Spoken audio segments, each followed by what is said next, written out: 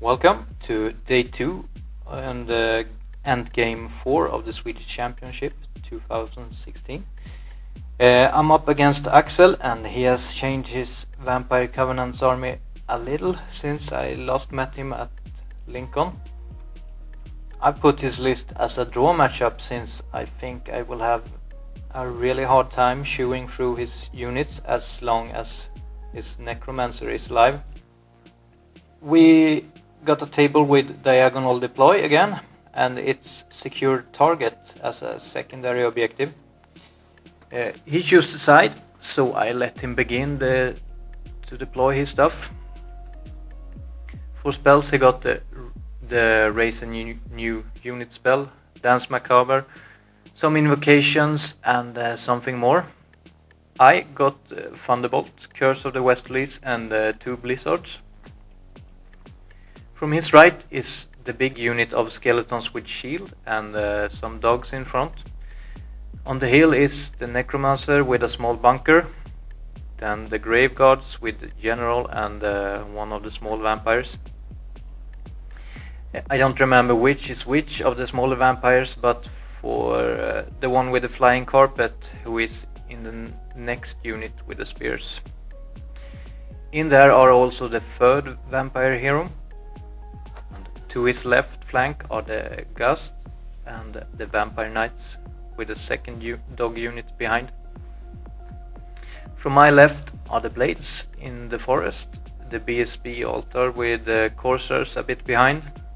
Placed around the Impossible are my Bolt Throwers, so that it would be hard for him to overrun from one Bolt Thrower to the next if he got the chance. Then we got the Harpies and the Oracles on their own, since he had no ranged threats to worry about. To my right are the Chariots and the Raiders, and we also have the Tower Guards with the General in between there. I had thought it more important to know how he would deploy, so in the end he got the first turn. The green template next to the lava pool and the red token next to his dogs are the secondary objectives. I have a very clear plan for this game, where the Blades and the Corsairs will try to deal with his right flank as fast as possible and then threaten his bunker. All my shooting will focus on his Vampire Knights, since looking at it, the only thing that really scares me is if I get stuck with the Grave Guards and then he flanks me with his more hitty units. The Tower Guards will hang back as long as possible and let the other units deal with the right flank first. So, first turn, and he moves his stuff up except for the bunker. For magic I let him raise a zombie unit, and then I failed to dispel the dance bubble, so he moves his blocks up some more. Over to my turn, and I figure the Harpies can deal with the zombies, so I charge them in. The Raiders goes around the hill to shoot some dogs. The Chariots back up. I move the BSB up to threaten both the Grave Guards flank and the Necromancer bunker. Corsairs move up, and I triple march the Blades to threaten the flank of his skeleton unit. For magic I fail Blizzard 2 times, and then I shoot 1.5 Knight and the 2 dogs. My Harpies kill some zombies and die 2 back. At least he didn't bring that many extra zombies, so he can't raise that many next turn, since I didn't kill that many this turn. And he charges skeleton block with the hero vampires into a chariot, which suits me perfect, since now I can easily destroy that block without any other unit interfering, so I hold. He then moved the depleted dogs against the Bolt Throwers, I guess. The other dogs shaft the Blades. His guards turn against the altar, and he moved the Ghasts and Vampire Knights up behind the skeletons. He gets another small zombie unit in the magic phase, since I see that his attempt at redirection will fail. I let it through. His zombies continue to pummel my Harpies and, kills another 2, but I stick. The chariot goes down rather quickly, which was my hope anyway, but it takes 3 skeletons with it. It's my turn and I'm a bit excited. The chariot will go into the flank of the skeleton unit, with all probability joined later by the guards when they overrun from the zombies. On my left he has left me with an 8-inch charge on his bunker with my BSB.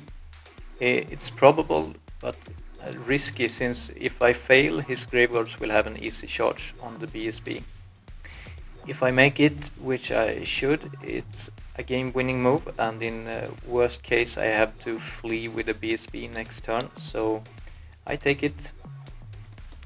The Corsairs have a 6-inch charge into the flank of its dogs, so that's not much to think about. Everyone makes it in, and at this point it feels awesome. For magic I get Blizzard in on the skeletons with a miscast, unfortunately, on the level 1. It loses its level and well, of course. Shooting kills the dogs and another vampire knight. In combat the Corsairs kill the dogs and make a rather long overrun into the skeletons. The zombies kill the last harpy, and when we come to the more exciting stuff, he didn't realize he could challenge my BSB, so I chopped up his necromancer instead, and now I feel that I'm guaranteed a win. It's just a matter of how big it will be. His bunker are now only 2 models left. The guards and the chariot destroys more than half of the skeletons after I've overrun from the zombies, so that unit, including the vampires in it, crumble. He's turn 3 and his knights charge the chariot.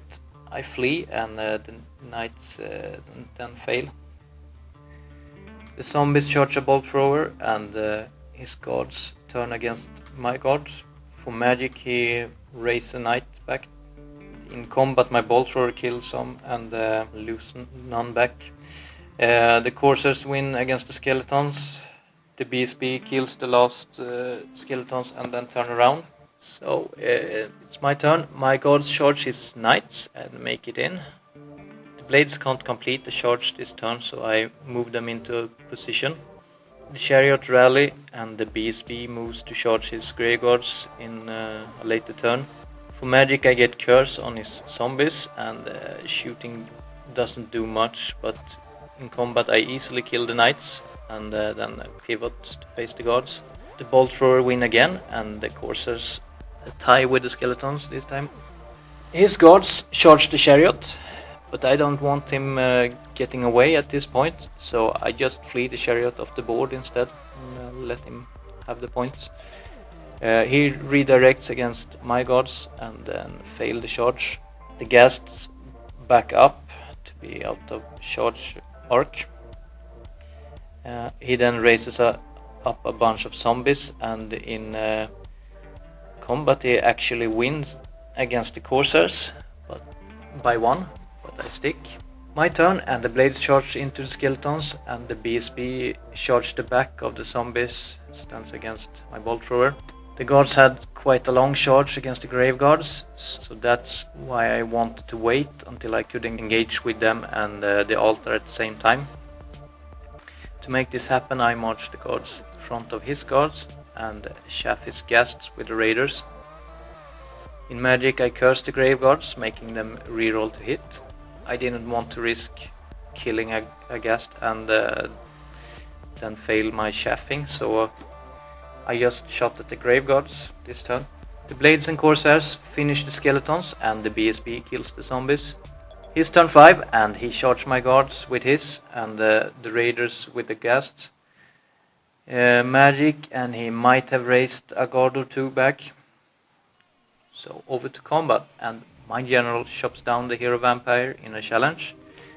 His general with his 8 attacks then hit about 5, and since he is forced to reroll to hit, he failed 2 or 3 more.